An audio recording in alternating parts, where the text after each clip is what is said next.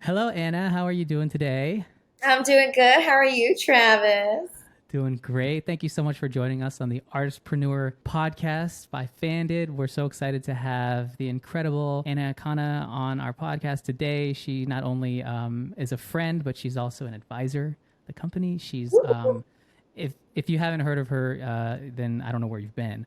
But she's an incredible talent. We're gonna just get into it right now. But thank you so much for being here, Anna. Would love to just dive in and would love to hear your story. Where were you born? Where did you grow up? What were kind of the influences that brought you up in this world? Yeah, well, my dad's military, so I moved around every 2 years. So I don't really have a home base per se. LA is the longest I've ever lived anywhere. I moved out here on my own when I was 21, and I've been here ever since.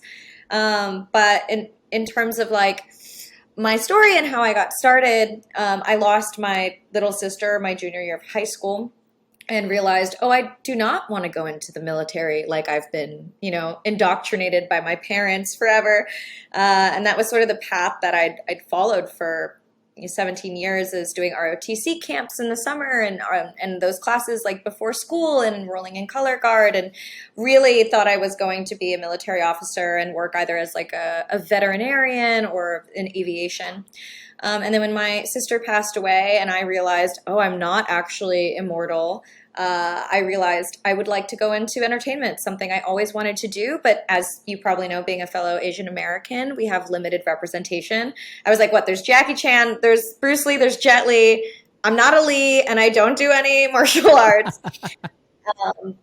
So it was actually seeing Margaret Cho perform stand up that really inspired me to pursue my dream, because I'd never seen an Asian female do stand up before, and two, she gave me like such relief from my grief.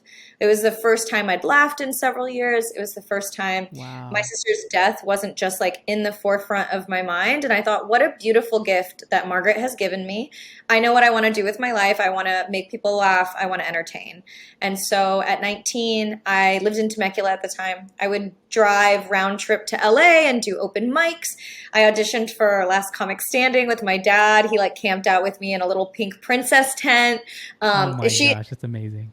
I know Natasha Leggero is was one of the judges for my season, and she tore me a new one. She hated my set, and but she was like, you're really confident, but your jokes are not good. She was Oh my like, gosh. yeah.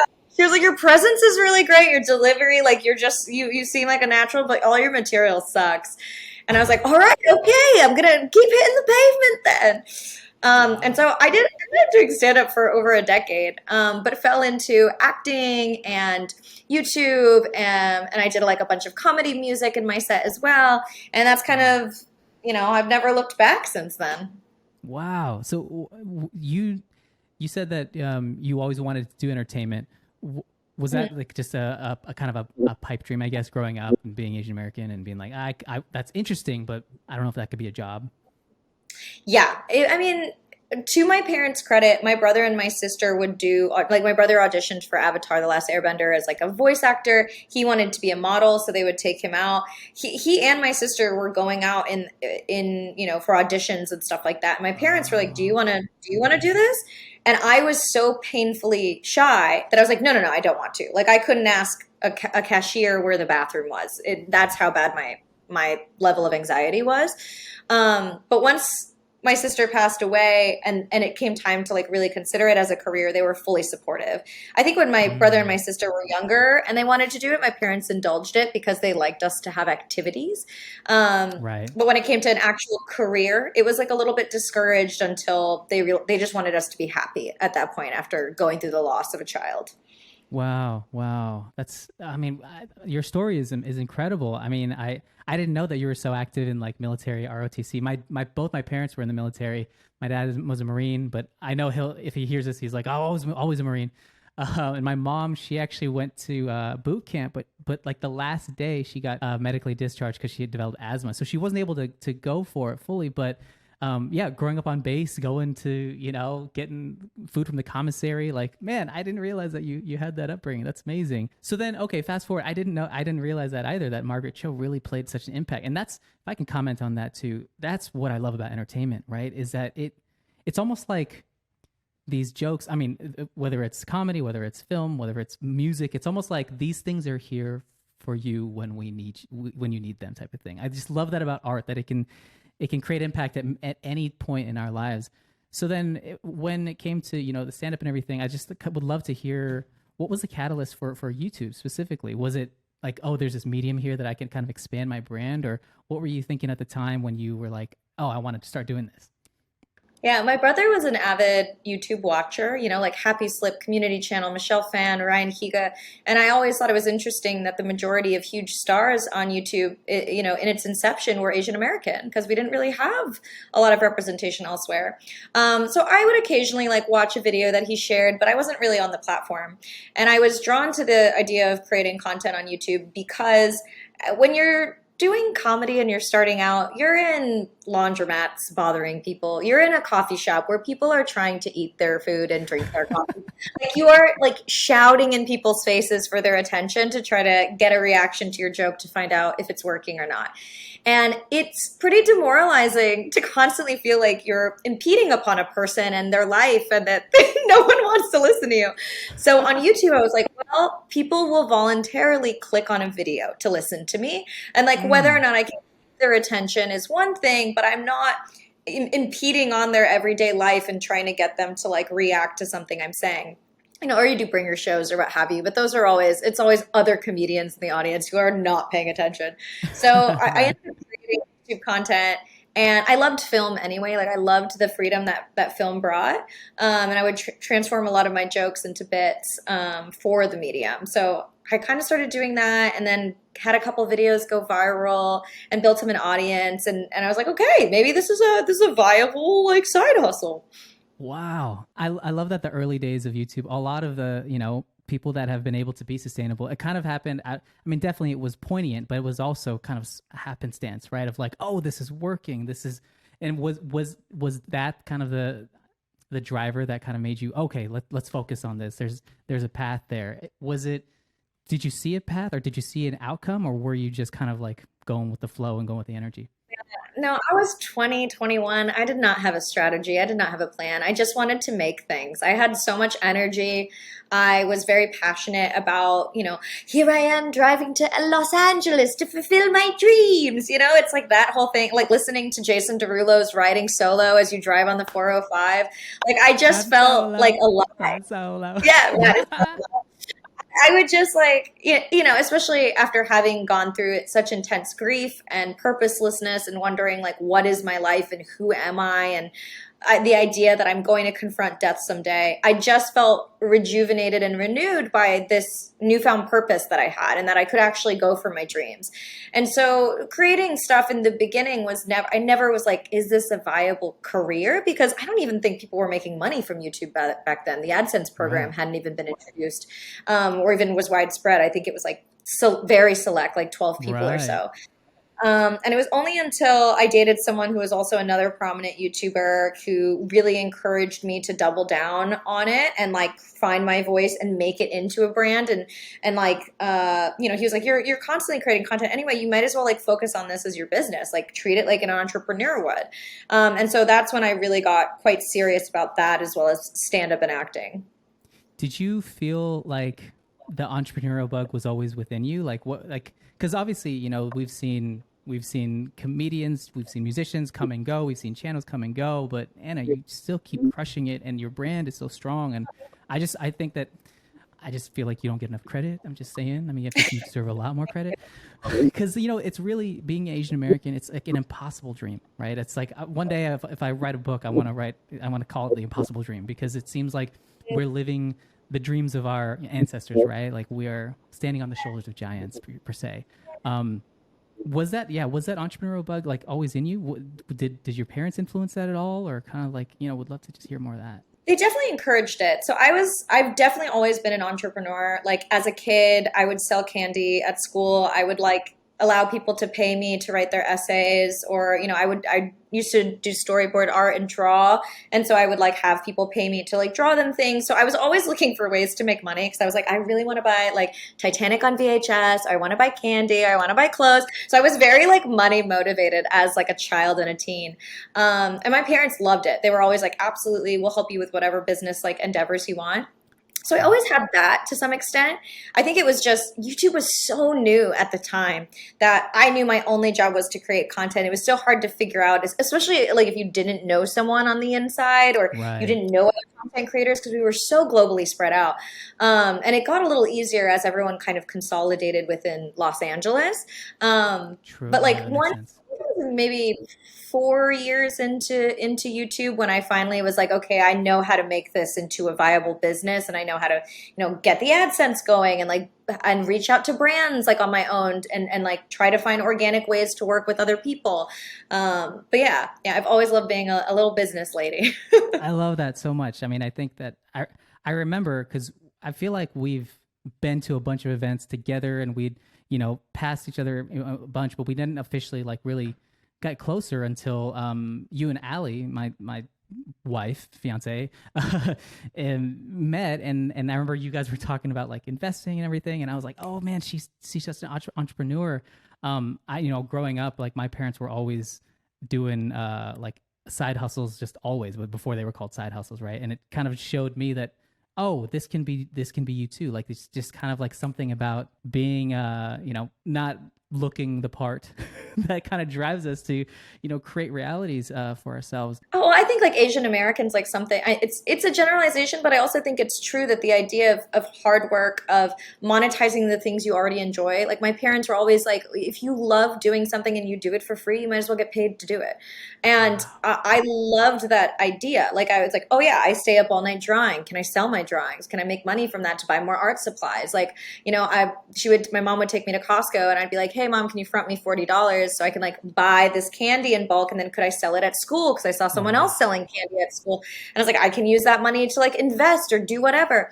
So I think also like Asian American parents in particular, who are first generation or maybe even second generation, have always tried to instill like hard work and work ethic within us to give us a sort of edge as we become adults. And I hated that as a child to a degree, but as an adult, I'm so thankful for it. Yeah, honestly, it like just that tenacity, right? Like I just had a call with Benny Next Shark, and he was telling me like his mom had like jumped off of a boat and tried to swim just to get out of like China during the big conflict, and she'd gone to prison a couple times. And we were just talking about how this is like a direct correlation to his kind of psyche of he said, I'm not above any job. He's like, I don't care. Yeah. He's like, as the founder of this company, like I'm not above any job. And it really kind of gives us that foundation of like, hard work. And you can really, if you really put your will to it, you can really create incredible things that they dreamed of, right, for us. And I think that's just incredible. If I can ask you real quick, just you were talking a little bit about your business.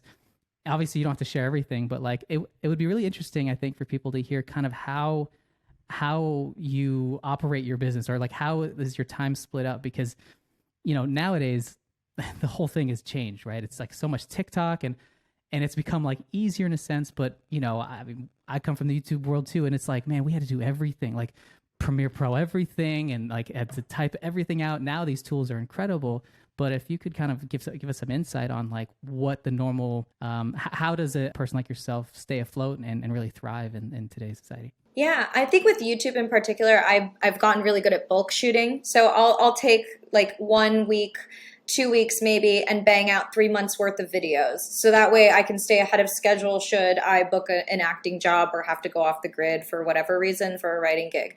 But my priorities are always acting and writing. That's what has my heart, and that's where I want to put all my efforts. And I often call YouTube my waitressing job. It gives me the financial freedom to be picky about the acting jobs I take. Like because of YouTube, and I feel like everyone has to prioritize like, where do I want to have the most creative control? And for me, it's as an actor. Like especially because people will watch a project and they will judge the decisions that this project has made on me, especially being a personality and being a public figure. Like I did a horror movie where the director wanted me to have a peanut allergy, but instead of me seizing and like blowing up, he wanted it to be a nosebleed. And I was like, that's not how a peanut allergy works. And we fought about it. And he ultimately won because he's the director. And I remember getting all of this stuff online about how I was an idiot for having a nosebleed for a peanut allergy. Wow. So I want to represent not only Asian Americans, but women and myself and like who I truly am in projects that I'm proud of as an actress. And so YouTube's given me the freedom to even turn down jobs that, you know, are sort of demoralizing. No shame to anyone who has to take those jobs. I've taken those jobs at the beginning of my career to be able to pay my rent, to be able to have the credit. But now that I'm in a more powerful position, I'm like, I never want to feel devalued like that again. So most of my week is either spent auditioning, writing my personal projects like TV or film, and then, you know, bulk shooting YouTube, and then trying to sort of make ancillary content for all the other platforms like TikTok, Snapchat, Facebook, Twitter. I'm not gonna lie, it's like several full-time jobs, but I think what's helped is I've been doing it for 13 years now. So I know exactly what I want and I know how to be incredibly efficient about it. Wow. So you really know, especially like even when working with other contractors, right? Like people that you might hire, you know exactly your brand, right? You know it because you've been you're not control, but you've been working it for a long time, and it's almost like nobody else can really tell you better, right? Yeah, the hardest thing for me was to find an editor who understood my style. I felt like it was very obvious, but editing is a silent director, and you have to find someone who's a really great silent director and who gels with you very, very well. One of the best editors I've ever worked with was Zach Supernaut. Supernan, I think is how you say it. I've always seen it in emails and we've never met in person. But it's so, I think it's important to find people who are really good at what they do and then trust them to do what they do. Honestly, you know, being a first-time founder with this whole company, that was the biggest lesson, you know, was just allowing, like getting the right people, right, that really understand your vision, but also getting the people that understand, you know, the feeling of what we're going after. We're not sponsored or anything by Disney, but I mean, we'll welcome it. But there was a great documentary called Light and Magic that me and Ali watched, and it's about Industrial Light and Magic, the ILM, the graphics company that does everything now. And it was, I think my favorite thing about it was that, you know, oftentimes we think that, oh, technology comes first and then the art comes second. But that whole docuseries proves that it was the art that created the need for the technology, because what I learned was that he had like some budget from the studio and there was no graphics or anything. Like it was all just stop motion, but they had to build the models and build the cameras at the same time while trying to meet up with these needs. And I guess the reason why I bring it up is because I love that you're able to break down a little bit of your schedule, because so many times people think that, you know, obviously, you know, doing YouTube and being an artist is a full-time job, but it is very taxing so it really asks so much of us. And I'm so glad that you're able to utilize, you know, the different parts of your life. But I mean, you know, to obviously focus on acting, focusing on those things. I guess what you've seen and what you've experienced, how has the game kind of changed, you know, in your eyes? I mean, back in the day, it felt much easier to garner an audience. Kind of like any new platform that comes out, I'm always like, you got to get on it. You just got to get on it right away. Otherwise, you always regret it, because it's so much easier to grow when it's something's in its sort of native stage. But I feel like back in the day, it was much easier to understand what would go viral on YouTube, and things were more. It almost reminded me of like television in the 50s. There were only so many channels, so everyone was watching the same stuff.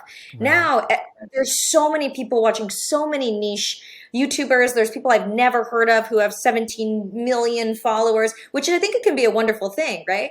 But the space is so saturated. So I think it's become so much more difficult, because we've also been taught to incentivize shock, incentivize controversy, right, incentivize gossip, scandal. Whereas back in the day, it did feel a little bit more true to form of slice of life. Like, I want to get to know someone. This is a friend. Like I feel like I'm doing a FaceTime call with someone, or I'm watching like really funny sketches, or, you know, it felt like a little bit more pure. And maybe Mm-hmm. that's just me being like a little member berry of like, remember back in the day when everything was great. But and I think today has its place too. But I just think the landscape continues to change so fast. It's really hard to keep up. And so my motto is always try to grow in my lane and in my vertical and like keep pushing myself as an artist, and the audience will come. Wow, that's great advice for anyone that I mean, just for everyone in general. I feel like we're at this point in society and in life where more than ever people are wanting to take a chance at their creativity because there's the quiet quitting trend that's happening now. There's the great resignation. Most companies now are staying working from home. I mean, some are trying to pull people back, but it just seems like, just for me personally, just analyzing the generations before leading up to the pandemic, right? And especially talking to younger people, it felt like there was this track, right? Like you go to school, try to get into an Ivy League, and then it's like you have one choice. If you were to go into finance, you work at Bain or one of the other ones, and then that's it. But I felt like so many of those people that were doing those things were like the artist, right? Were the painter. They were, and they felt like they had to do this. And now I just feel like there's this huge renaissance happening, this art renaissance that I'm so excited for.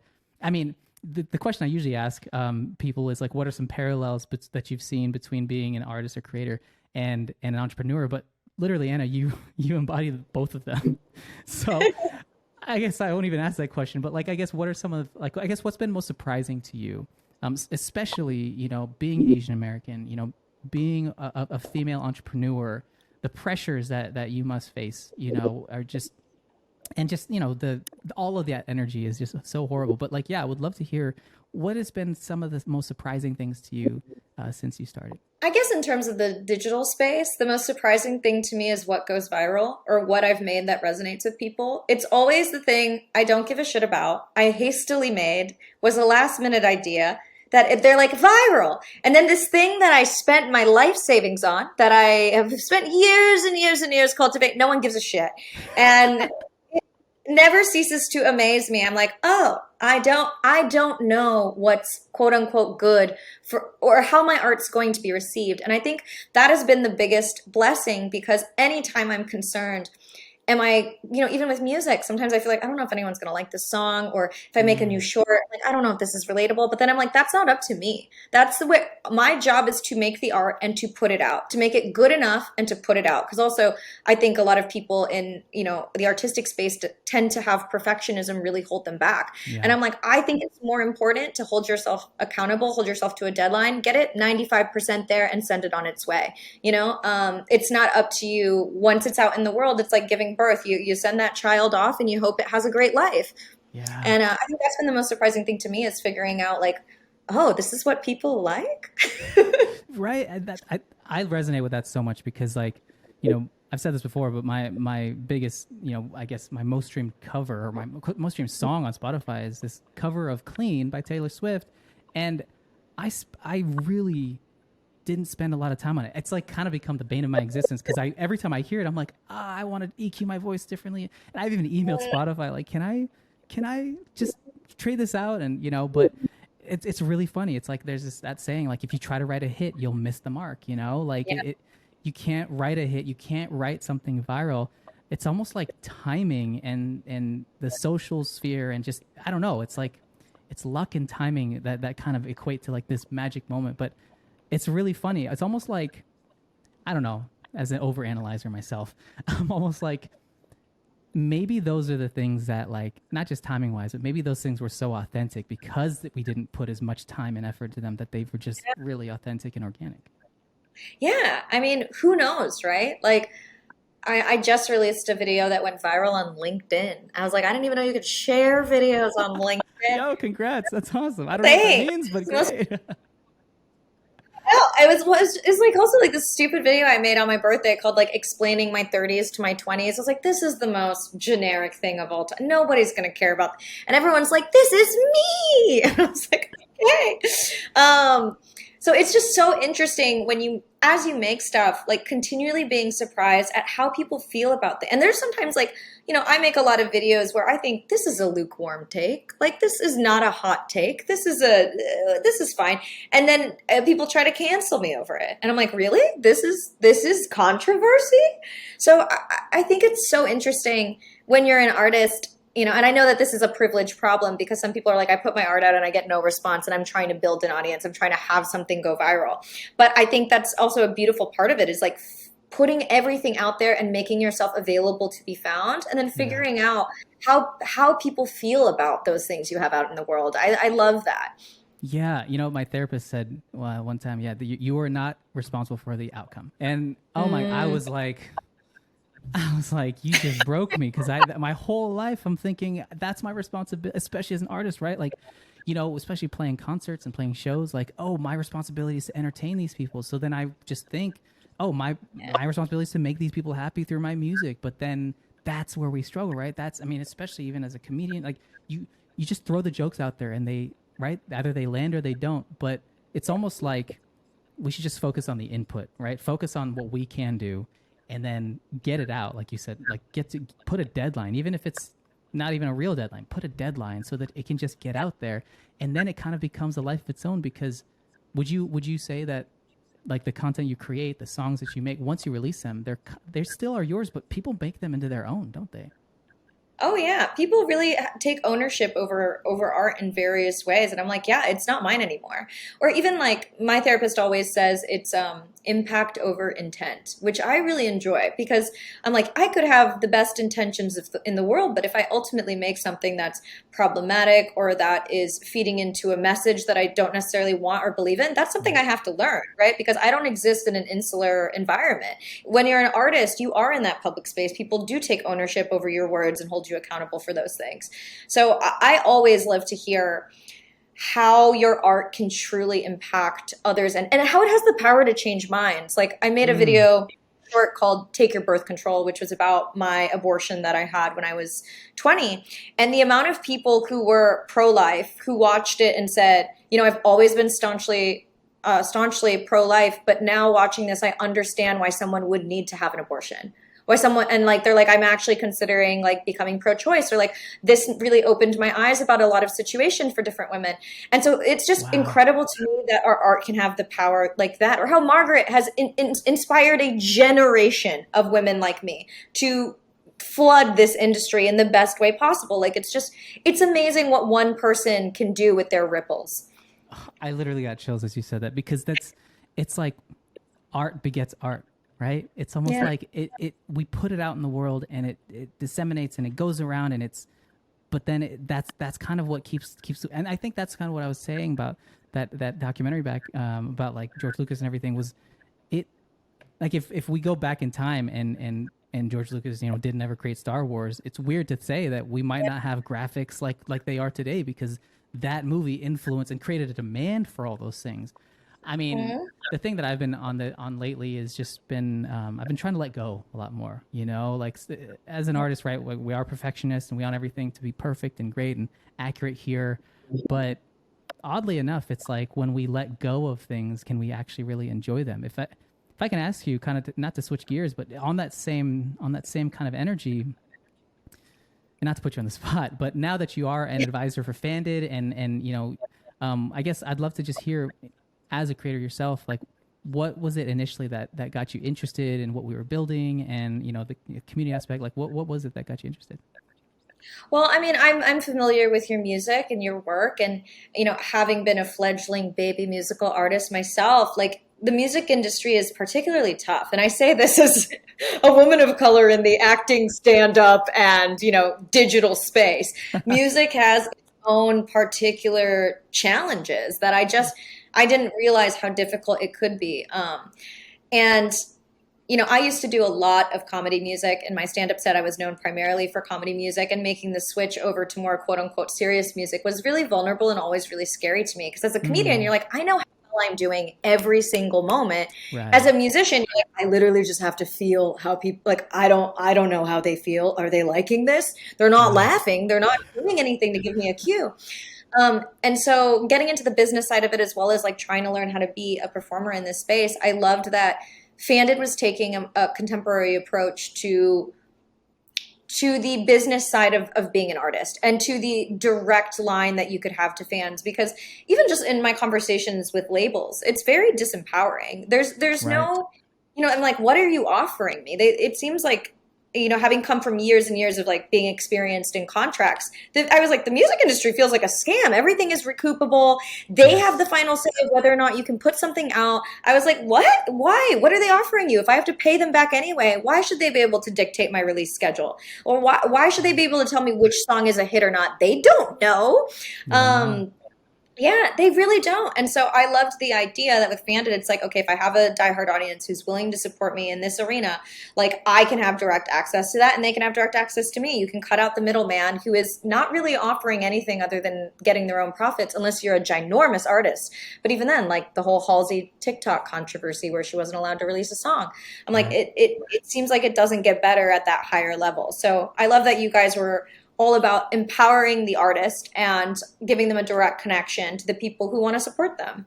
Oh man, I especially hearing from from your mouth about all these contracts. I mean, one thing that I just learned too, that my lawyer we were working on some contract with like a distributor thing, and he was telling me straight up that like if there's no language that dictates what a release is, then they have all the authority in the world to just hold that release if there's not specific language. And I was like, David, are you kidding me? Like that's real. He's like, I've seen it happen time and time again because they have to give their approval, or they just leave it ambiguous. But that's the thing, right? As especially artists of color, right? We just growing up, it was all white people. I mean, and then black people, right, came along later, but it was like all white people, and it's almost just felt like we were shut out, from Yeah. participating.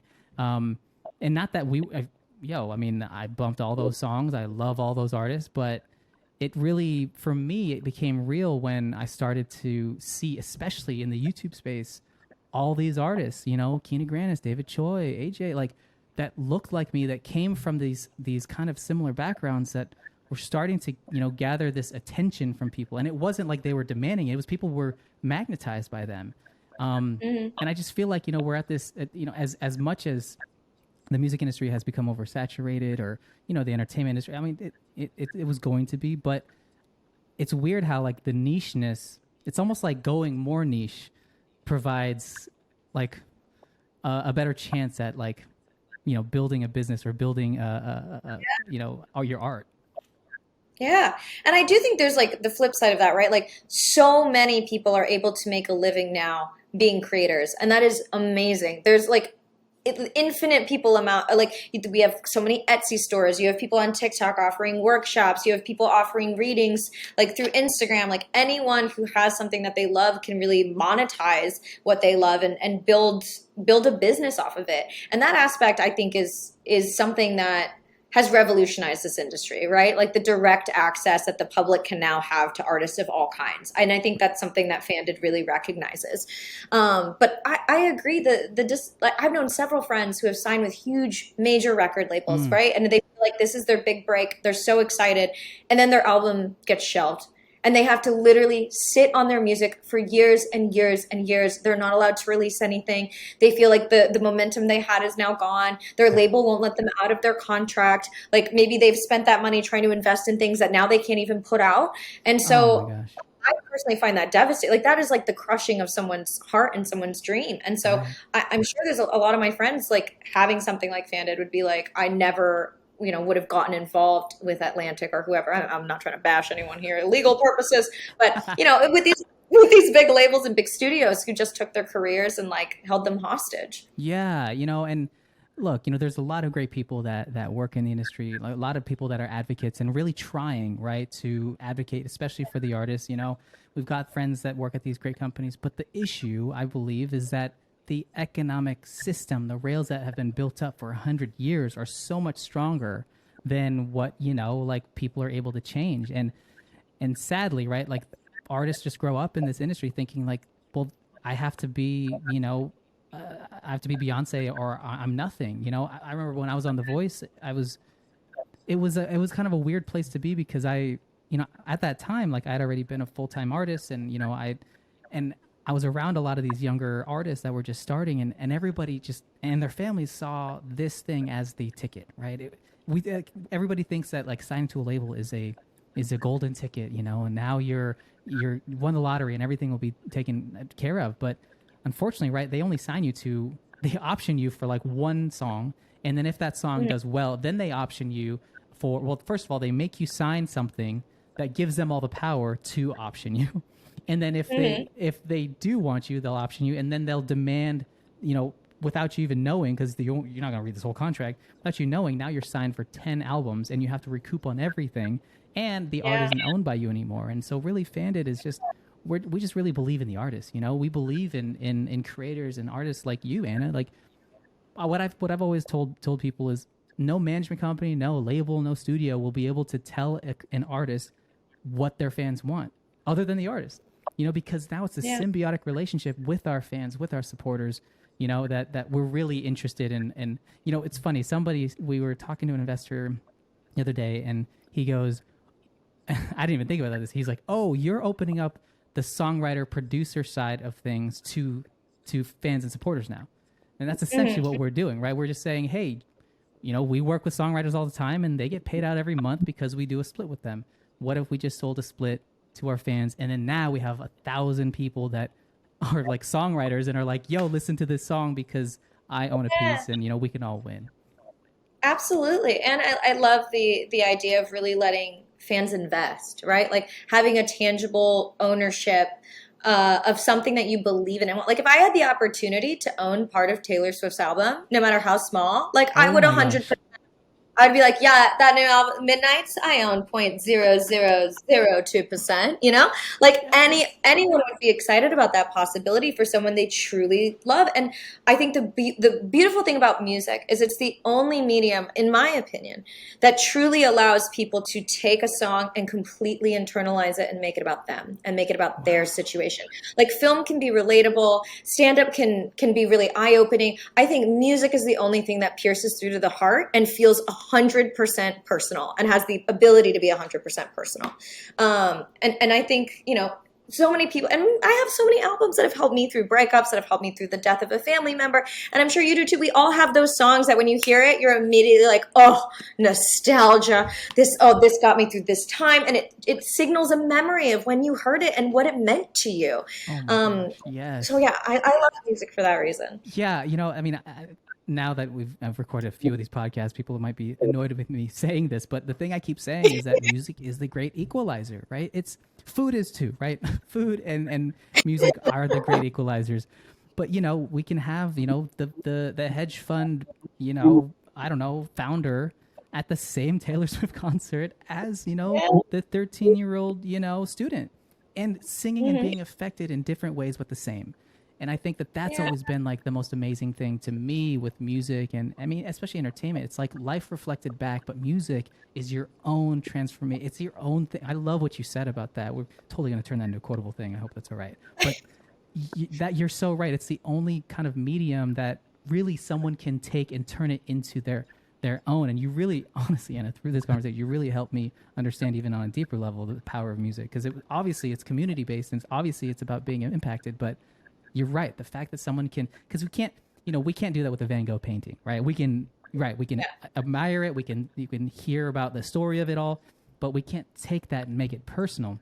The experience we can, but yeah, with music, oh man, and, you know, it's we always say that music is our soul our soul expressed, our soul realized in reality. You know, Anna, we've got one more question for you. If I can ask you, you know. And I ask everybody this question at the end. If you could imagine, you know, 15-year-old Anna, and, you know, you're able to kind of like but you're you right now, and you're able to go and meet with 15-year-old Anna with all of the things in her mind, you know, the things that she's going through.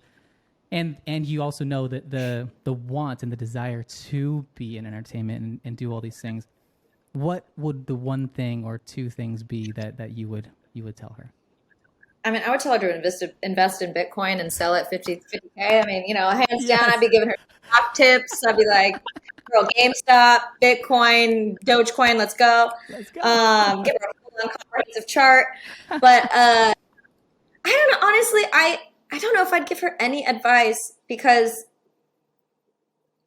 I mean, right now, my big thing, and I'm sorry to like knock your question down like a volleyball spike, Travis, but my Please. is trying to reconnect with 15-year-old Anna's enthusiasm and 15-year-old Anna's love of just creating for the sake of creating. Because I feel like as once you get into the stage where you have been an artist for, I've been an artist for 13 years at this point, like I don't want it to become my job and I don't want to lose my love for it. And I don't want to create and it feel like a slog and I feel uninspired. And obviously that's going to come up, everything is highs and lows, but I always want to remember like being intentional about what I'm putting out in the world and being intentional about loving the process. And I think 15-year-old me had that in everything she was doing when she would paint all night, when she would draw, when she would make music. Like I was never concerned about, is this good? Is this going to resonate with people? How many views is this going to get? How many streams is this going to get? And so I would just make things and be like, and love it. And I would love what I've made. Like, I remember I used to make stupid videos and I'd rewatch them all night long laughing. And I'm like, I don't do that anymore. Like I quality control videos and like get them out of my face, And so I guess like I would talk to her and ask her like, how is she approaching the world and what she sees and how she feels and try to emulate that a little bit more. Wow. I love that answer because it's, well, one, it's different than any other answer anyone else has ever said. But you're so right. I mean, a lot of the work that I'm doing with my therapist is my inner child work, and oh my gosh, so much of that is just been so like eye opening. But you're so right. Like we just want to get back to that place where we're no longer inundated with all of these KPIs and all these things that like because we do have to put the business hat on, right? Yeah. But at the same time, like that's the joy of being a creator, right? And I feel like that's also the place that a lot of people that are a part of this great resignation and really taking a chance, they want to have that like freedom to be able to express. I feel like for years and years, our parents' generation and before, there was so much expression that was bottled up and never actually been able to get out. And I wonder how much that's played into mental health issues and just our confidence in ourselves, like without being able to have this thing come out, right? And for us to see it, I hope that Fandid can at least ding the universe in that sense and at least put us on a path where we can be there more, be a part of that creative class and express a lot more, because I think that's what drives our community as well. Well, Travis, I mean, even though you are being an entrepreneur, you're also being such an advocate for the community and for empowering, local artists and people who don't have that giant conglomerate machine behind them. And, maybe even offering people who are a part of that conglomerate to get out of the machine and like create their own machine. And I think that's beautiful. And I love that you're doing all this inner child work and therapy. I just want to congratulate you. I really That's appreciate amazing. that. Yeah, it's been it's been a long time coming, but I'm so happy. So yeah, also encourage everyone out there, if you can do it, therapy, highly Yes. recommend. You can also get sliding scale therapy. So I know a lot of people think they can't afford it, but you can find sliding scale therapists in your area anytime and pay as little as like $20 a session. Oh man, we'll definitely put that in the description for everyone to check out as well. Anna, is there anything else that you're working on right now that we can support you on? And yeah, would love to hear anything you're doing. Just continuing to release music on Spotify every 6 weeks and releasing YouTube videos and TikToks and just making all the things, so Us at Fandid are huge fans of you and will always support you. But yeah, you guys make sure to check out Anna and make sure you support her on everything.